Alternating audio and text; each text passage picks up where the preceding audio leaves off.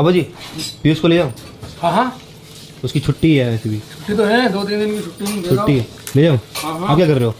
मैं ये सामान मंगाया था, सामान पैक कर रहा हूँ। तो मम्मी पापा तो कह रहे हैं ले जा, पीयूष से पूछता हूँ।